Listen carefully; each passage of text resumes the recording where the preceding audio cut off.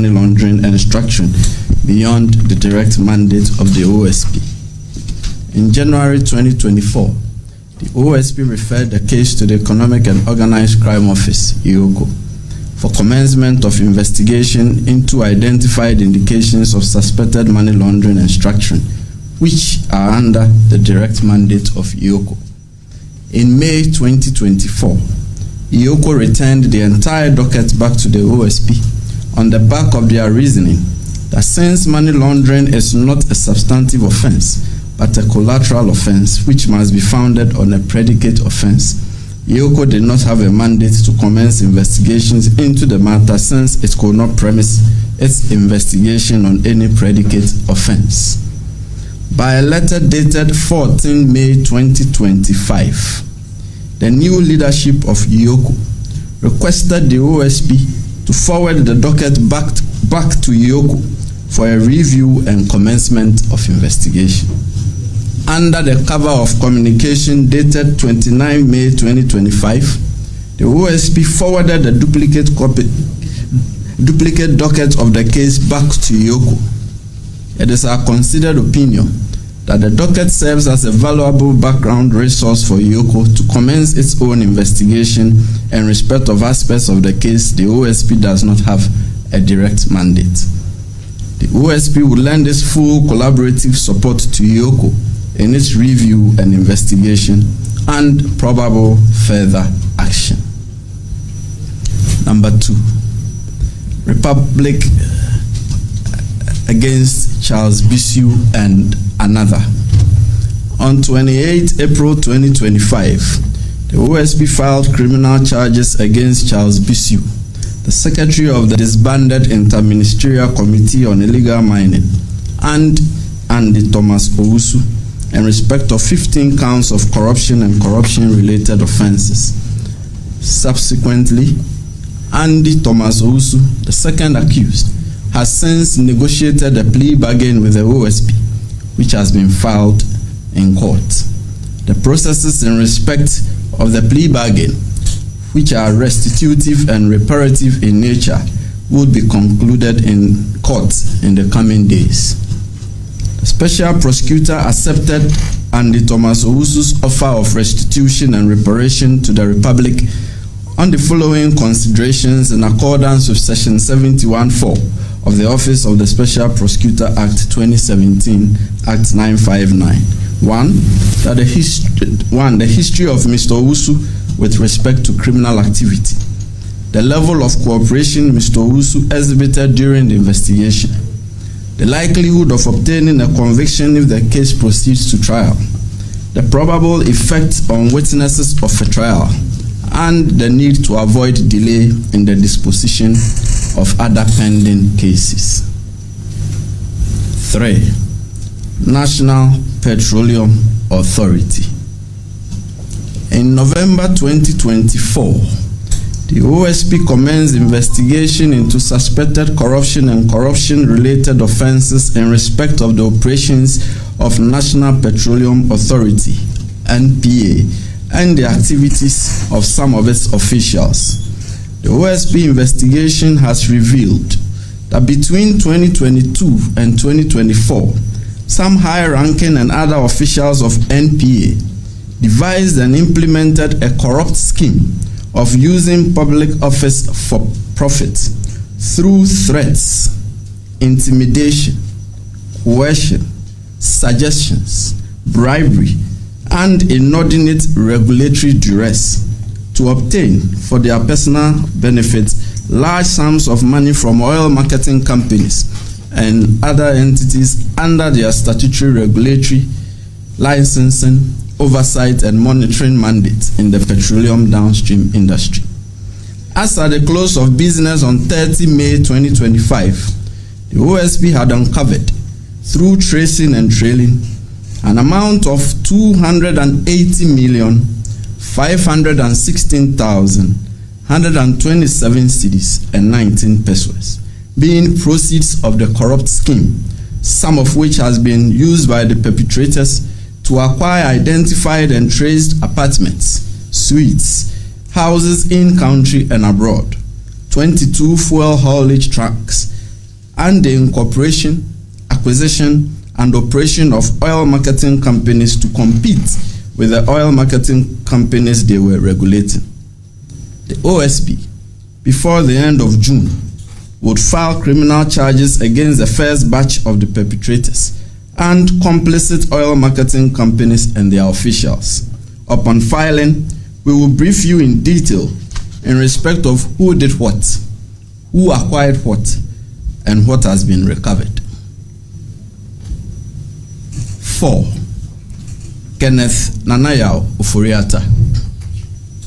We recall that by a letter dated 24 June 2025, Kenneth Nanayao Ofori-Atta, a former Minister of Finance, was informed that the OSP had commenced investigation into suspected corruption and corruption-related offences regarding cases in respect of which the OSP considered him a suspect. Further, he was directed to attend in person the OSP on 10 February 2025 for interviewing. Mr. Ofori-Atta was out of the jurisdiction at the time. By a letter dated 31 January 2025, Mr. Ofori-Atta informed the OSP, through his lawyers, that he was out of the jurisdiction indefinitely on medical grounds, and that the firm will notify the office of his arrival in the country in aid of rescheduling his personal attendance at the OSP. Further, the lawyers offered its willingness to provide the OSP with any information we may require to aid in the investigation until his arrival in the country. Upon receipt of these representations from his lawyers, the OSP, by a letter dated 5 February 2025, informed Mr. Ofori-Atta that the OSP did not need or required notification from his lawyers of his future arrival in the jurisdiction. The OSP acknowledged his lawyer's offer to provide us with information in aid of the investigation. However, the OSP insisted that his personal attendance at the OSP was required. The OSP directed Mr. Ofori-Atta to indicate by close of business on 10 February 2025 a reasonable date of his return to the jurisdiction and attendance at the OSP. The OSP warned him that if he failed to do so, the OSP would take all necessary legal steps to secure his return to the jurisdiction and attendance at the OSP at our own choosing. Mr. Ofori-Atta failed to indicate a reasonable date of his return to the jurisdiction upon the expiry of the 10 February 2025 deadline, except to still persist in his expressed intent of remaining indefinitely outside the jurisdiction by the transmission of his lawyers of a purported and brusque medical letter on 10 February 2025, which only sought, in effect, to state that he may undergo a possible surgical intervention in March 2025. In the considered opinion of the OSP, that medical letter could not be held to be a disclosure of a reasonable date of Mr. Ofori-Atta's return to the jurisdiction and attendance at the OSP, since it merely indicated that there may be a possible surgical intervention that may or may not occur in March. The letter, which was in no way a medical report, neither stated nor demonstrated that Mr. Ofori-Atta was a travel risk or that he was an invalid who needed around-the-clock intense medical attention to the point that traveling to the jurisdiction would endanger his life.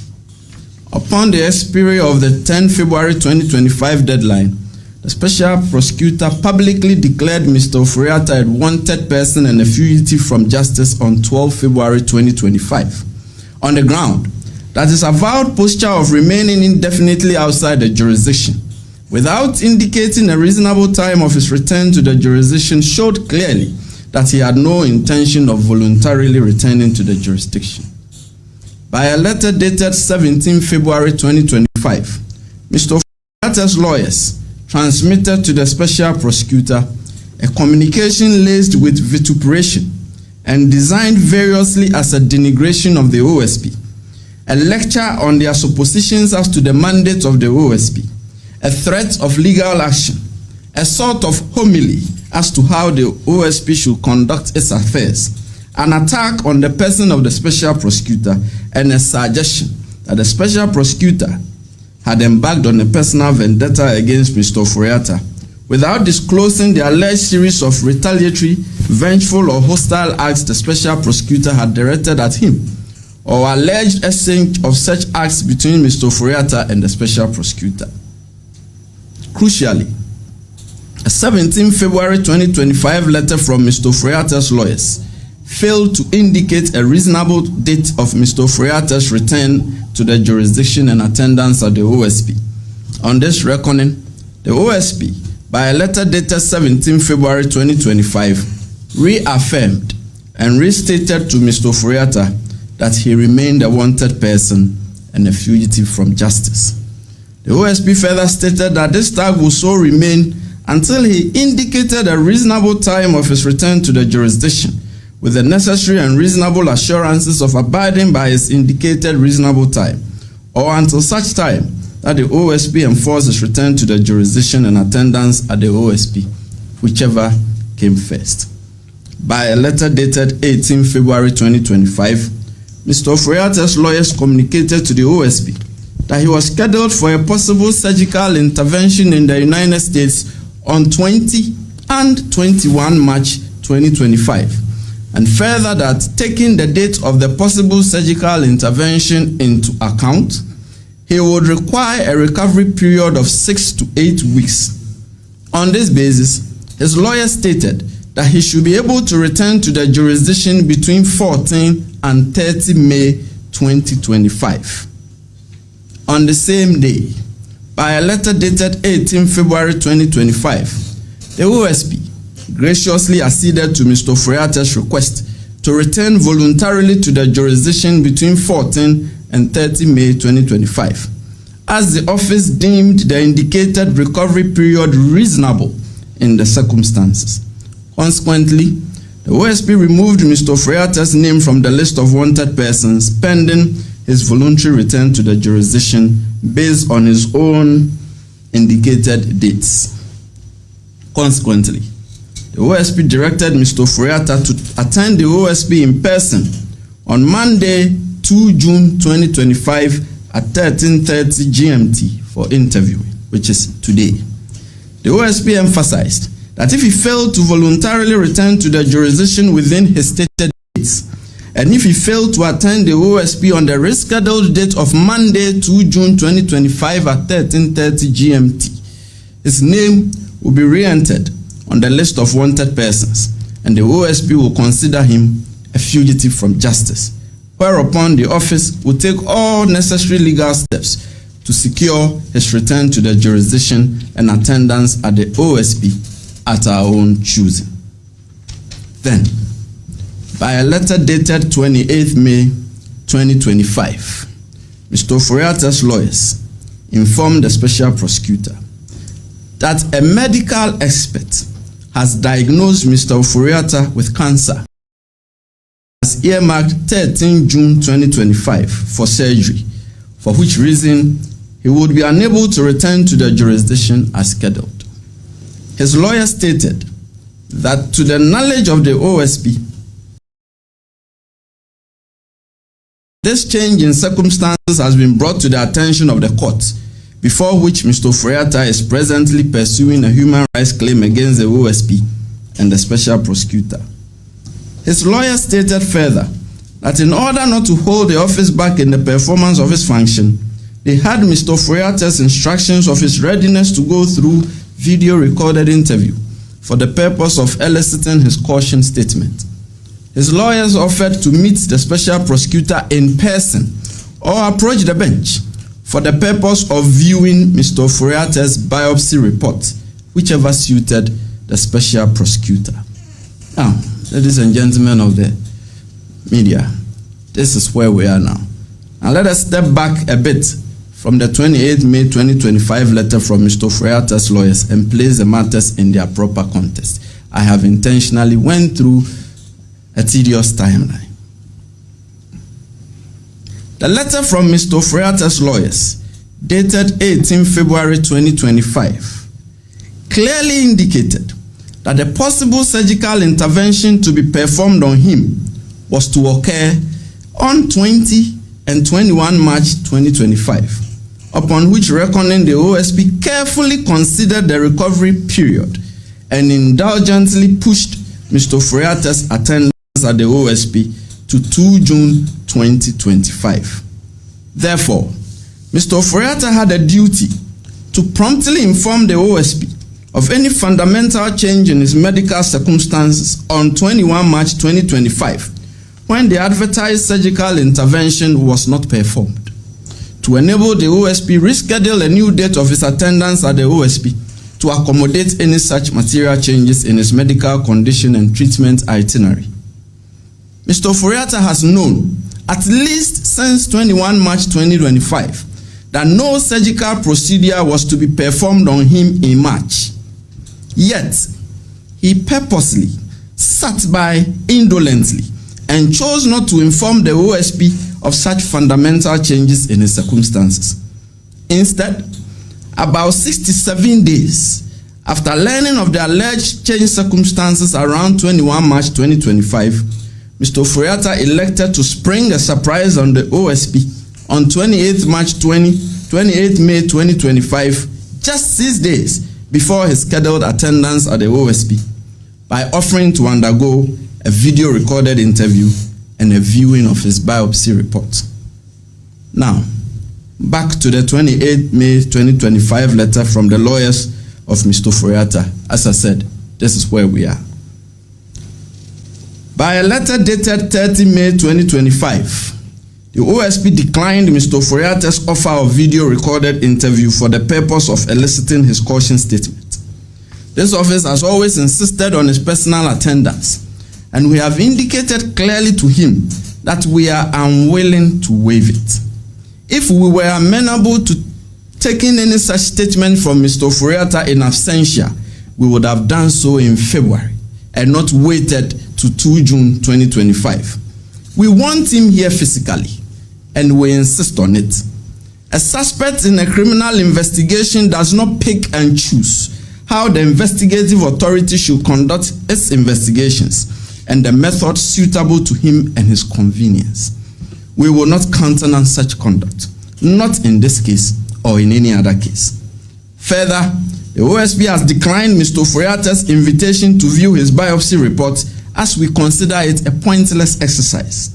This is because it is common learning that the biopsy report contains nothing more than a conclusion upon the removal and examination of tissue, cells, or fluids from a living body that some disease or malady was indicated in the samples taken. A biopsy report is not an expression of a reasoned medical opinion that the subject of the report is an invalid and unable to travel, as Mr. Ofori-Atta seeks to suggest is his condition, and for which reason he says he cannot return to the jurisdiction. This much is clear. Since 24 January 2025 till date, Mr. Ofori-Atta has failed to show any medical report. I underline, he has failed to show any medical report which suggests that he is a travel risk and unable to return to the jurisdiction by reason of his medical condition. It has all been his say-so, his singular say-so. Therefore, the OSP views Mr. Ofori-Atta's lawyer's letter dated 28 May 2025 as an expression of utter bad faith on the part of Mr. Ofori-Atta, and it confirms our long-held, well-considered opinion and conclusion that Mr. Ofori-Atta has no intention of voluntarily returning to the jurisdiction and to attend the OSP. Further, this office is unaware of his purported information to the court, whether orally or by filed processes, of the alleged change in his circumstances. Today is Monday, 2 June 2025. It is more than 3 hours past the scheduled time of Mr. Ofori-Atta's attendance at the OSP, and Mr. Ofori-Atta failed to attend the OSP today. Mr. Ofori-Atta's conduct is totally unacceptable and a baleful spite at law enforcement and criminal investigations. It ends here. It ends today. We will no longer accommodate him. Consequently, The OSP redeclares that Mr. Ofori-Atta is a wanted person and a fugitive from justice. His name is hereby re-entered on the OSP's list of wanted persons. The OSP will take all necessary legal steps to secure Mr. Ofori-Atta's return to the jurisdiction and to answer to the criminal inquiries against him. In pursuance of this, about 30 minutes before this briefing, I triggered processes for the issuance of an Interpol red notice for the location and provisional arrest of Mr. Kenneth pending extradition or his surrender. Around the same time, I dispatched a request for extradition processes to be instituted for the provisional apprehension in any jurisdiction. This extradition to the Republic of Ghana. The OSP will prefer criminal charges in the courts against Mr. Ofori-Atta in due course, whether in absentia or otherwise.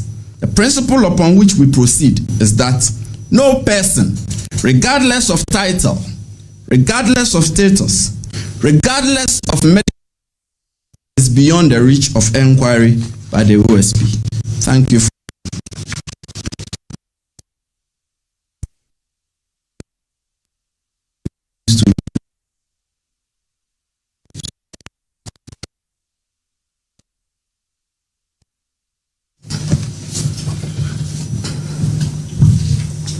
My name is Hansen Ajiman. I operate Channel 1 TV CTFM.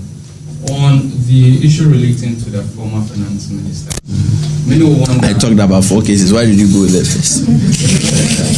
Many wonder what difference will his presence make for the OSP? Because, again, as you've indicated, you have even the option of trying him in absentia. And if you have enough case against him, you can go ahead even without his presence. What exactly is the OSP interested in getting the finance minister back? Relating to the NPA case, you said that you give out the names of who did what at the right time. When we file? Yes, when you file. But I remember at the last press conference, you had singled out the former CEO of the NPA in the person of Mustafa Hamid. It's fair to ask, is he part of the issues you outlined here today, or his is different? Because he had come out to say that you are not even engaged him, you've not notified him of is that so? Yes, of any form of interrogation, and he's not done anything wrong. Thank you. And the final thing with Cecilia Dapa is it that you disagree? Because we know that Ioko's stance on the matter was based on an advice from the former Attorney General, who says that if you look at the reading of the law, money laundering should be on a predicate offense. Is it that the Office of the Special Prosecutor disagreed with that legal view? Can I answer? Then we go. Is there any more questions so that we are clear that... You know, some let me override you. Sometimes when it's fresher in mind, the responses come quick. By the time I take 20 questions, I'll forget the meat of what he said. What is his presence? What will his presence do? Now, as I said, in due course, we will charge him, whether in absentia or otherwise. Imagine we charge him in absentia and we get a conviction against him. Who are we imprisoning or who are we fining? Sir, to get a simple mathematics of it. As I said in my brief, a suspect in a criminal matter does not choose how the investigative authority should go about investigating him. When he wants to appear, when he decides to appear, in what way he wants to appear. We do not take caution statements online from a foreign jurisdiction. You get me? And who says I even want to take a caution statement from him? He is the one who is dictating, he wants to dictate the process. You get it? And we have always insisted from the onset that we want him here. Legally, I will say that to you. But there's a far more grave reason why we need him here. And since the investigation is still going on, it will be rounded up soon. I will not be able to disclose to you. But as I said, that possibility, if we take him to court, if he is convicted, if he is sentenced to some number of days, months, years in prison, in absentia, what would we have done if we didn't take steps to bring him here? Mind you, this office investigated a former president. The former president was served at the time with the same kind of directive to appear before the OSP. We didn't have to be chasing the former president around the world, how much less a former minister for finance. What is so special about Mr. Ofori-Atta that he thinks he's unique and should be treated like a king? As I said, we have indulgently accommodated him. It ends here. It ends here today. This rigmarole is not going to go on anymore. We are not going to accommodate such conduct again. We've granted him so long a rope, it's tied him up, and it's done. Our NPA, yes, we singled out 3 individuals on 12 February, and you said one said he hadn't been engaged. Or let me ask my operational directors, should I review? They say no. So when we file, as I said, we will go through, we will brief you who did what, who took what, who acquired what, and what we've been able to identify and what we've been able to retrieve so far. We've retrieved some things too. Cecilia Dapa, when in May 2024, the then head of IOCO returned the docket back to the OSP. The OSP didn't comment, did it? We didn't express an opinion as to whether we agreed with its conclusion or otherwise, or as to whether we agreed with the Attorney General then. We had investigated the matter. We had hit a wall in terms of our mandate. We were seeing things that looked like in the province of IOCO's mandate. So we sent the docket to IOCO under referral, under provisions under our act, not for them to go to court, because we didn't think the docket was ready for prosecution. What we suggested was do your own investigation, commence your own investigation to see if you will see conclusions of what we think we are seeing. They returned it to us wholly and said they didn't have any basis upon which to commence investigation. Now a year later, there's a new leadership. The new leadership has requested for the docket that they want to review and commence investigation. So we've given it back to IOCO under the new leadership, and we have promised them our full collaborative support and partnership in respect of their review and investigation. Shouldn't you be happy that someone wants to take action and not someone who just closes a file and says, I can't even open up to investigate? Yes. Yes, sir. Did I see you this morning? Perhaps on TV. It means you were on TV this morning. Okay. On that May 28 letter, lawyers of Mr. Ofori-Atta wrote to you, where they, amongst many things, disclosed his health condition. Did they by chance communicate if there was a possible date to which he could honor this invitation at a subsequent date? That's the first question. The second is, when you wrote back rejecting the explanation that had been offered, reason for which he cannot make that appearance, has there been yet again another response from the lawyers of Mr. Ofori-Atta? Because there is also the arguments being made that in all of your actions you've been adversarial, and like my colleague had mentioned, if indeed you have a case, you should have filed it by now.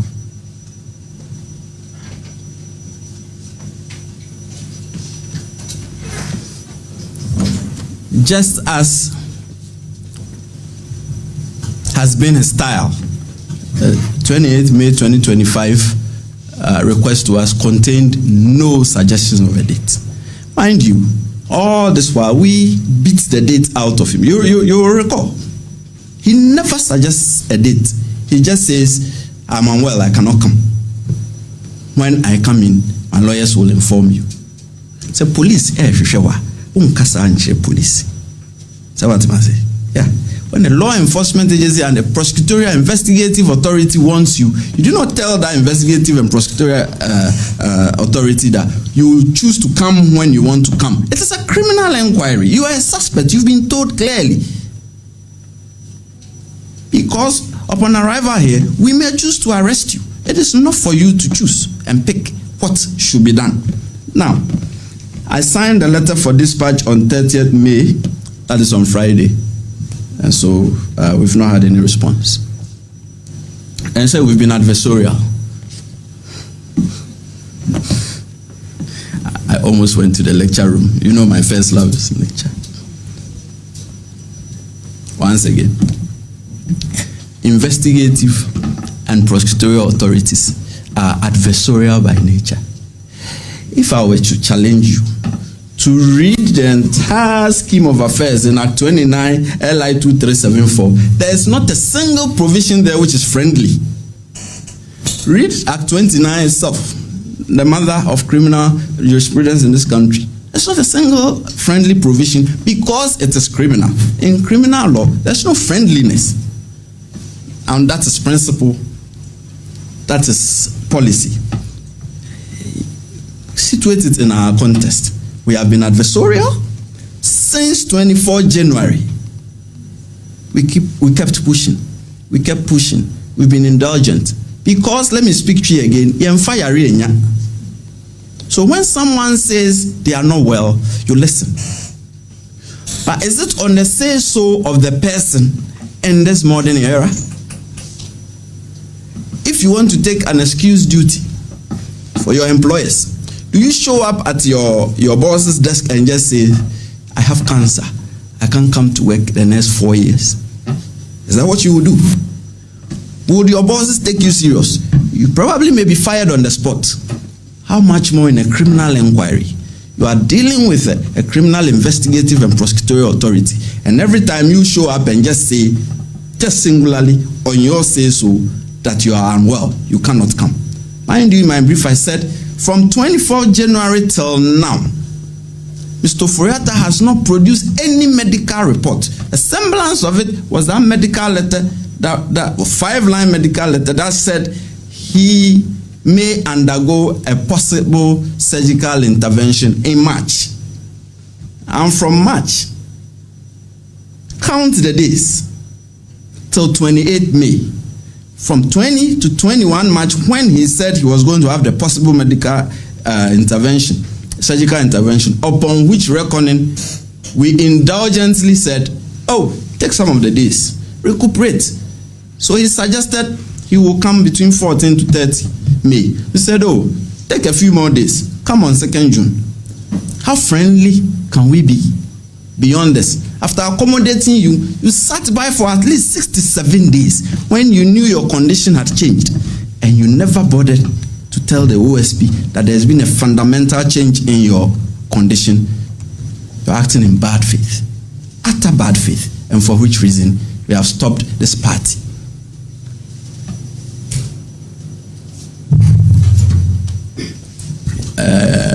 Can we hear the lady? Hoarse voices. Let me hear something more interesting. Thank you very much. Including mine. Special prosecutor. My name is Marissa. Did you hear that? I'm the Julius.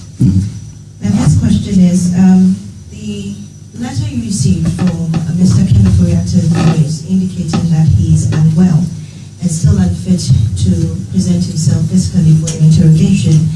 Have you independently verified the information that has been given to you, at least know exactly where he is in the US and in which state he is in?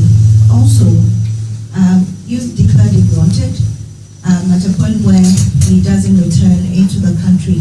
At which point are you going to begin extradition processes? Also, under the Mutual Legal Assistance Act, Act 807 under Section 42, it provides, opportunities for hearing of the accused person via video conference, one which the lawyers of Ofori-Atta have proffered. Why are you not considering that? It's all in context. It's all in context. In my briefing, I said on extradition processes, we commence it today. Because we had to wait. Maybe there would have been a change of mind from 28 May till now.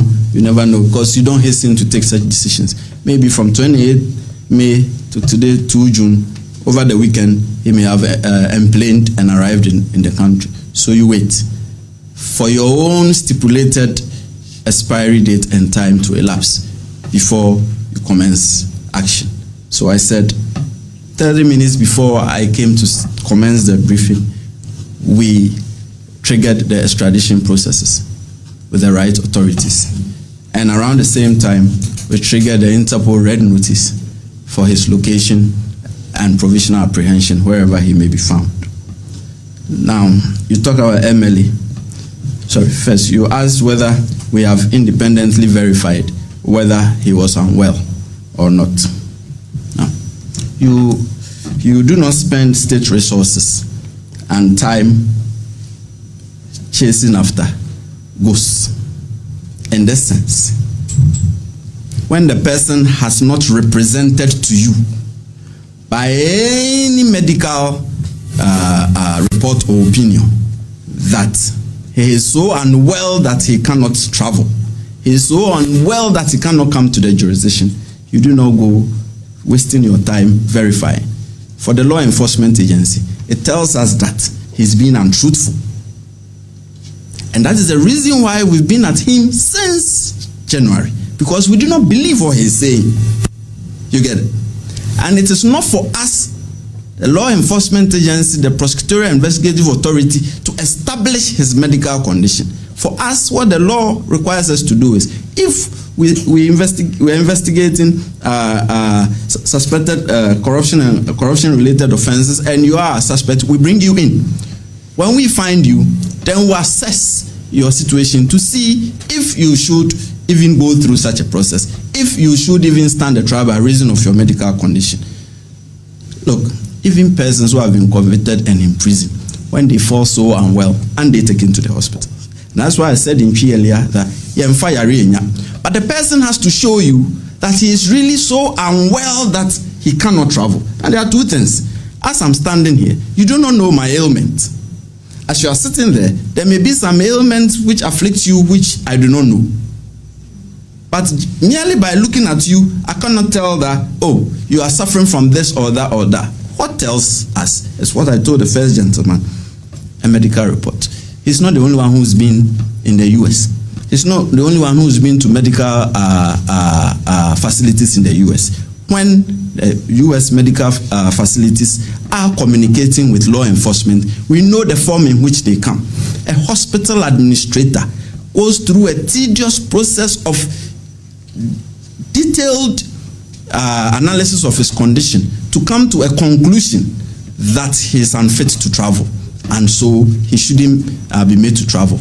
That is when a law enforcement agency considers things like the MLA processes, but not on your say-so, not by way of a biopsy report. Once again, a biopsy report in street language, it is merely like a lab test. That shows you have a certain condition. So in his context sense, it's indicated that he says he has cancer. It will be a removal of some tissue or fluid to test whether the tissues put in the cassette indicate cancerous cells. It doesn't mean that he's dying tomorrow, God forbid. It doesn't mean that he is so unwell that he can't travel. You know how many people are walking around with cancerous ailments, but they still show up at police stations and law enforcement agencies. So I asked the very first questioner, what is so special about Mr. Ofori-Atta that he thinks that he can lie on his bed somewhere and say on his say-so without any evidence that I'm unwell, I can't show up? Conclusion, he won't come voluntarily. And so we end this process of accommodating him and put him back on the wanted list. Yes.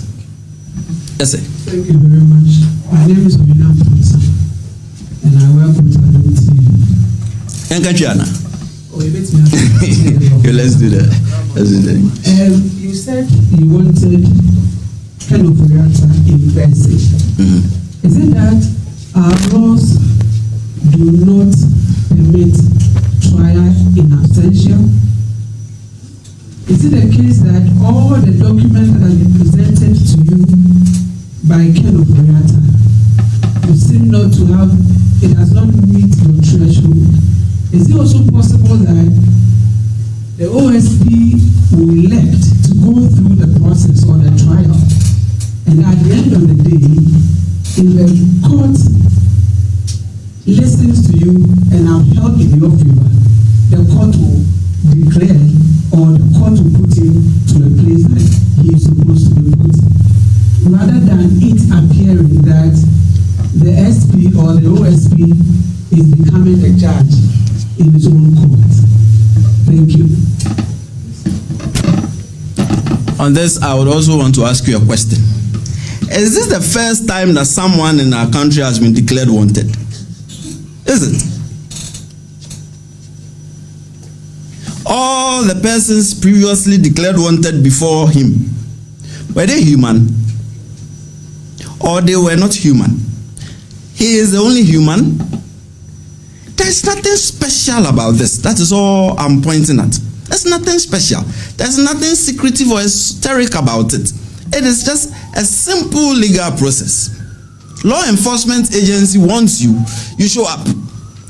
If you see the gentleman standing by you, if he comes to you to say that you are under arrest, and you do not go quietly with him, what will happen? He will enforce it. If he doesn't reduce the length of one of your foot, your legs, and hauls you along with him. That's all I'm saying. There's no choice about you responding to criminal law enforcement. See, this video conferencing. This is not a civil inquiry. This is not a taking of a deposition in some matter before which you are filing before a court or not. Mind you, we are still in the investigative stage. We haven't filed yet. So everything now is under the purview of the OSP. You get it? Before we go to court, if the court says some emissaries should be taken there to question him under the largesse of whichever authority in whatever jurisdiction he may be found, that's fine. But for us doing investigations, we need to find our criminal suspects. We cannot just sit here and treat things like you are the same person who will turn around and say, we are treating some harshly and we are sugarcoating others. For as far as we are concerned, Mr. Ofori-Atta is not special. I will repeat. We investigated a former president. Have you forgotten? On 8 August 2024, I came right in this room and made told Ghanaians our conclusions and our findings. A former president. He was served with the same processes. He showed up. I'll repeat again, much less a finance minister, a former finance minister. The OSP stands for this. We do not regard persons. We do not regard titles. We do not regard your station in life. Everyone is the same to us. As we have set the precedent of investigating a former president, no one is beyond our purview. Everyone is fair game if we think you are a suspect in a criminal inquiry. Trial in absentia. I indicated so that we've triggered the processes for his enforced return back to the jurisdiction. By the time we are ready to go to court, he is still not here. We will file. If we commence the trial, he is still not here. We will commence the proceedings. He can choose to be there, wherever he is, if we haven't found him yet, if we have not enforced his appearance before. See, criminal proceedings are not to be taken lightly. You respond to them. Even civil proceedings. If you fail to respond to civil proceedings, you will be sitting in your office or home one day and processes will be served on you that you've lost your house. Just because you sat by and didn't respond. And criminal proceedings, Now I'm beginning to feel as if I'm in a lecture hall at Legon. With criminal proceedings, you stand the specter of losing your freedom, of losing something valuable to you by way of a fine. And that is no proceeding to joke with. Can I go now? Which is? Oh, documents. Are we a judge in our own cause? We are looking for someone to apprehend, and you're asking whether we are judging our own cause. If we are judging our own cause, it means the law says we should be a judge in our own causes, but it cannot be the case. The law gives us the mandate to investigate and prosecute suspected offenders. The law gives us the mandate copiously by spelling out our investigative powers. This is all we are doing. Mind you, we are performing a statutory function of investigations and likely prosecution. We haven't rendered any judgment on him, have we? Have we said he's guilty of one offense or the other? We haven't said that. We are only saying we have accommodated him enough, and we are not going to go further. He is now a wanted person again and a fugitive from justice. That's the last, right? Let me take the one who hasn't had a go. Yes, sir. I saw you shaking your head not vigorously. What do you disagree with? Let's discuss. EIB. Okay. My question is, have Ofori-Atta duly communicated to the OSP at a reasonable time with the update on his alleged surgery date? How much more time would the OSP allotted to him beyond June 2? Okay, so this is in theory. And in theory, let me answer. In theory, as I said, in practice, he sat by for about 67 days. When it became apparent to him that there will not be any surgical procedure in March, you sat down from 21 March through April. What do ladies have in their bag? Then 28 May, 8 days before you are supposed to show up, you say, hey, ladies bag. I'm on the verge of death. I can't show up. And I'm on your say-so. This is Kasatintin. From the trajectory of events, from the timelines, from our conduct, it should be clear to everyone that we have been very indulgent and accommodating, even to attract the air of Ghanaians that we were treating him with kiss gloves, ally. I've heard talk. Mr. Boesiako is going through some private hell. And why is Mr. Ofori-Atta being given such a leeway? That is not what prompts our actions. But I'm just saying, our conduct has been to the effect that if you, once again, let me say it in G, so when the person communicates to you with evidence that he is unwell, that he is unable to travel, that he is unable to move, why do you insist that he must come on a specific date? But when he said to us that, oh, on 20 and 21 March 2025, there will be a possible surgical intervention, then we carefully considered a recovery period after 21 March 2025. Give it 6 weeks, for instance. But we gave it 8 weeks, and we added more days to it, by which time you should have recovered. What prompted us to give such a leeway from 21 March? No, from 17 February, 18 February. What prompted us to give him that leeway all the way to 2nd June? It answers you. And so if you had communicated to us, and not in this bad faith way of communication, that indeed he is unable to move, he is a travel risk, he is an invalid, we would have accommodated him. But this is utter bad faith. and we won't go on this trajectory again. That's the last. He's been dying to ask his last question. Oh, they said prime time is over. This has to do with the extradition. If we know, if investigations has revealed whether he's not acquired any other citizenship outside of Ghana, which possibly could make that difficult. You see, when I talked about extradition, Sammy, please let me answer. This is crucial. See, when I talked about extradition, I said something. I didn't limit it to one jurisdiction. The request for extradition was in any jurisdiction he may be found. As we are talking now, he says he's in the US. Are you sure he's in the US? So if you are tunneled vision and limited to the US, you do an extradition request for the US. So many questions will come. Do you have an extradition treaty with the US? Is the US amenable to bring him? What if he's even moved from the US? What if he's in South Africa? How would you know? So you throw your net. And that is why the Interpol Red Notice is crucial. Goes to all 196 or so parties to it. And wherever he may be found, provisionally apprehend him. And then we begin the process. He may choose to surrender and come quietly. Yeah. So those are the considerations that go into extradition.